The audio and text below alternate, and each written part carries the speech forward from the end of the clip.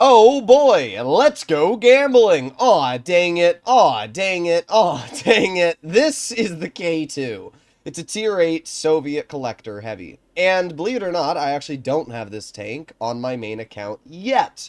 And that is because I was mainly using my press account when this vehicle came out in its free event, and I just didn't really care that much about it. So now I am going to spend gold to gamble for this vehicle. Content!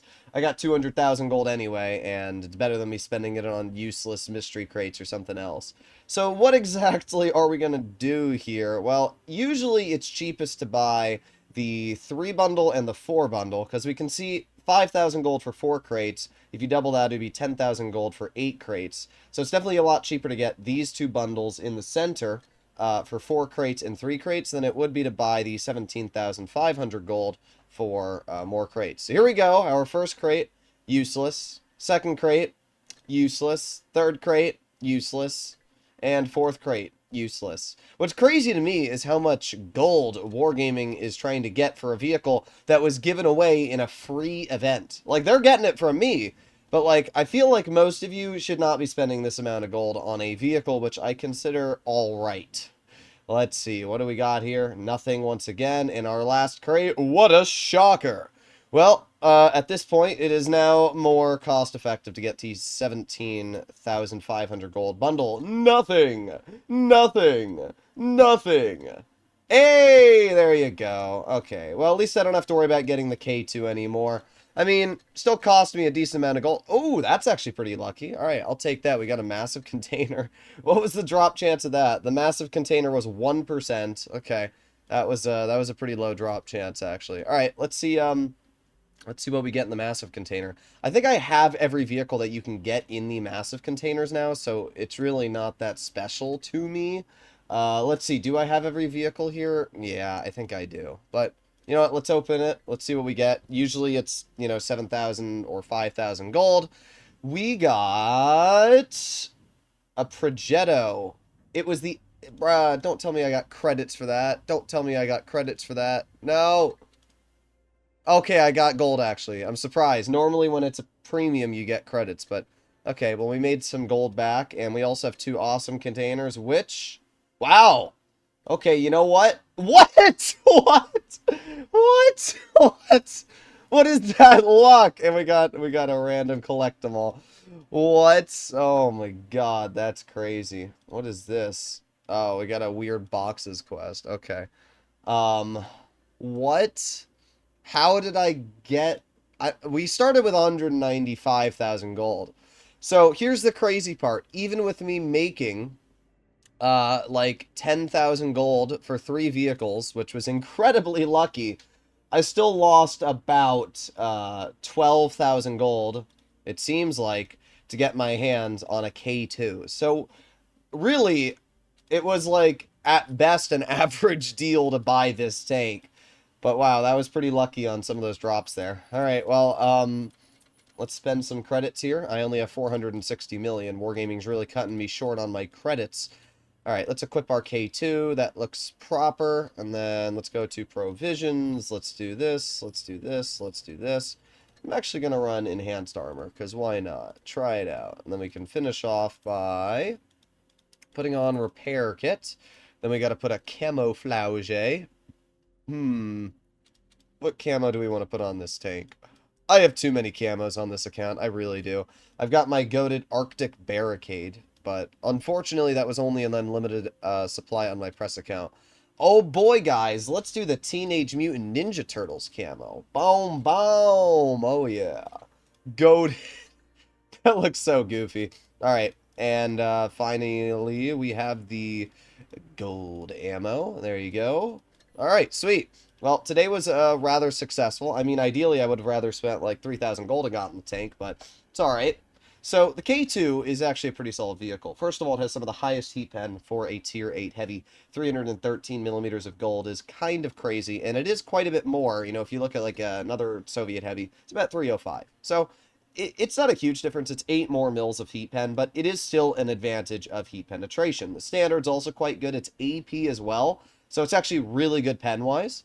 Dispersion, pretty bad, but not as bad as other Soviet heavies. Once again, if you look at something like an IS-5 or an IS-6, you're actually tragic on your values. Like the IS-5, for example, is sitting at 0.331 with refined, where this tank is 0.3. So honestly, the K-2 is just kind of a flat better Soviet heavy than most of the others that exist. Its major downside is mobility, only reaching 32 with a reverse of 13. But hey, 7 degrees of gun depression? I'll take that any day of the week. The best way to think of the K-2 is like the OG IS-4. The vehicle features really, really troll armor, and I'm not going to say it's hard to pen, because honestly it's not. If it over-angles, you can just pen it through the corners on both sides. The lower plate is a pretty big weak spot, and while the side armor is very troll, it's still not that hard of a pen. But because the K-2 has many different tricky parts about it, when you add all of them together, that is where you can actually get some pretty good bounces with this vehicle and get away with very, very aggressive plays. So this game, we are top tier, and I'm going to play a little aggressive, but something else to keep in mind is that I don't have much support here, as in, like, I don't know what the heck this enemy team's doing, to be honest. It's a very, very aggressive maneuver from this Tiger, too, especially when you realize that, like, well, I mean, you can see what's going on. I'm going to actually get into a reverse side scrape, and we're going to see how this works. Reverse side scraping can be an effective maneuver if done properly. Now, I would love if this Astro moved just a slight bit. There you go. Easy 413. But yeah, reverse side scraping can be a great way to use a Soviet-style heavy, as long as you know what you're doing. However, the Tiger 2 just shot, so we can aim it on the Tiger, and I'm just going to aim it on your roof.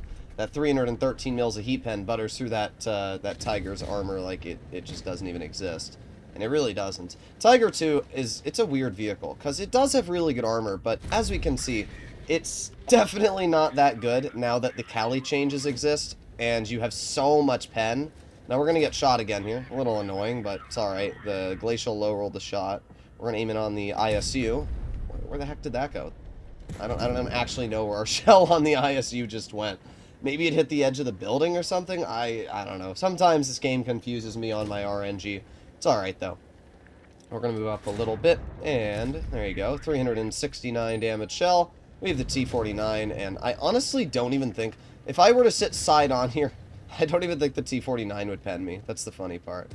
Alright, well, the T-49 gets shot for 300, and, I mean, the T-49's cooked, let's be honest. Even if he tries to run away, he's cooked. We're going to aim in on his vehicle. There you go. 330 damage, and that leaves only 2 tanks left, a T-2020 and a Skoda T-45. Not really sure why these two players decided to push their heavies somewhere that was not really optimal, but, well, they're going to regret it now. I'm not sure where our stayer's going, but the bro's going to find the cheese. Alright, let's move over here and see if we can get a little bit more damage out, maybe. I was kind of hoping that they were going to run this way, but it looks like that's clearly not the case.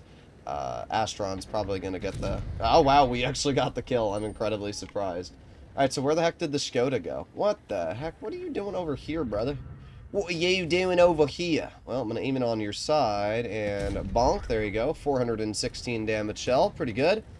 Now we're just going to head over towards the Skoda. We're up to 2,800 damage at this point, which is pretty decent. But it looks like the Skoda is just, like, driving in the cover. Which for me isn't great, because the Astron is faster than me, and he might be able to get a little bit extra damage out. Let's see. Full speed! Oh, the Astron missed. Well, then no complaints from me. We get a nice 374 into his vehicle, and just like that, we did over 3K. Pretty good game.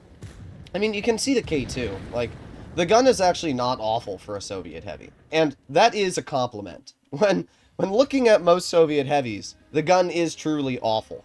And because of that, it makes this tank a little bit more fun to drive. So, there you go. 3,259 damage. Second class. And we obviously did top on the team that game. How many credits did we earn? 80,000? It's actually not that much when you think about it for a 3,200 damage game. And it's not like I fired gold either. I don't think... No, I fired 1 gold shell, but it did pen. I mean, it's a decent amount of credits, but usually when I deal over 3,000 damage, I would expect to earn, I don't know, 100k, 110k. But I think the reason why it was a little bit lower for this tank is just because the ace bar is very high. for any of you that are unaware, the badges you earn equate to more credits. So if you get a first class or an ace, you will earn more credits than if you earn a second class or a third class. So because of that, if I were to drive a vehicle, let's say that's really mid, like a T26E4 Super Pershing, with 3,200 damage, that could possibly be a first class or even an ace if I got a little bit more. And an ace for a tier 8 is like 50,000 extra credits. So if I earned, let's say, 90,000 in a Super Pershing for doing 3,500 damage, I'd then get another 50k for acing the tank, and probably another 30k for high caliber, and I'd actually earn about 150 to 160,000 credits in that win. It's a good example of how sometimes it's a lot easier to earn credits based off of how easy a tank is to ace versus how good the tank actually is. Alright, well, we are going to maneuver our way into the middle here, and we'll see how this works. We got the T49, we got a Skoda T56, and our Stridsman just lost half of his health. Now, thankfully, because this tank actually has 7 degrees of gun depression and decent turret armor, it means I can put my vehicle on Mines Hill pretty safely. And because the only tank destroyer the enemy team has is a Semovente Contra Caro 64, it means that realistically, unless that player decides to camp, I don't have much to worry about, quite honestly. There you go. Nice shell into you. Now, the T-77 does actually have gun depression, and because of that, it means that, well, it can kind of poke the hill, but at the same time, I'm not too worried because 2. Yeah, bro, you got me good. 2 damage. Alright, well, the 59 Patton is driving up the hill, and actually did get up the hill. Also, what am I looking at here, bro? You know what's funny is I feel like I'm going to be absolutely clapped from the hill. I don't like the situation I'm in. I don't understand why this Tiger has gotten this far into our spawn. Alright, well, not a surprise that that player's dead. There you go. The Tiger died. 59 Patton's not doing too well either. We do have the Skoda, who bounced me. Not very surprising. I'm not going to waste... I was going to say I'm not going to waste a repair kit, but then I just watched the T-77 climb up the hill. Bruh. Alright, well, let's aim it on the Skoda's lower plate, and bonk. What? How did that bounce? It was right on the lower plate. Oh, man. And then my driver dies. Ugh. As much as I love working Mines Hill, it sometimes feels so useless, I'm not going to lie. Man, that was such an annoying bounce. And that stops me from being able to do what I want now on the hill. Are you just going to overpoke it? Alright, good job. That really went well for you.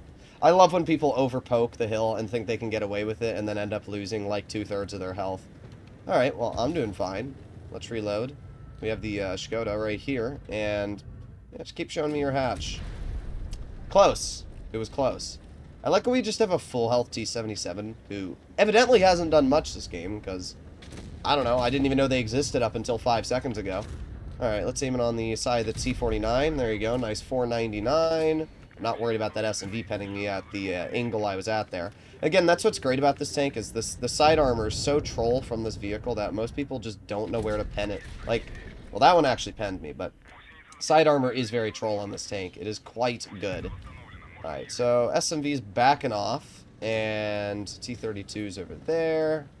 I'm just gonna move this way to the T-32. Kind of hoping the SMV doesn't just YOLO out and kill me. Now, the T-32 has 310 damage per shot, which means, realistically, we shouldn't be in the range of a one-shot here.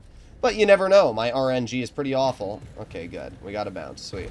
Alright, we've done 3,500 damage at this point, and we've blocked 2,500. Such a good example of this vehicle's armor just kind of doing its job. We have the side of the SMV. There you go. Nice 500 damage roll. And there you go, 4,000 damage win. We did everything we needed to. Had a very solid job on Mines Hill. Yeah, I mean, the K-2 is a really good vehicle. Because, as I said, it's just like the OG IS-4. Its armor is good, but nothing overpowered. But it's good that you can get 2,500 blocked in a Tier 8 game, dealing 4,000 damage as well. I like, personally, the fact that it has gun depression and actually a decent gun.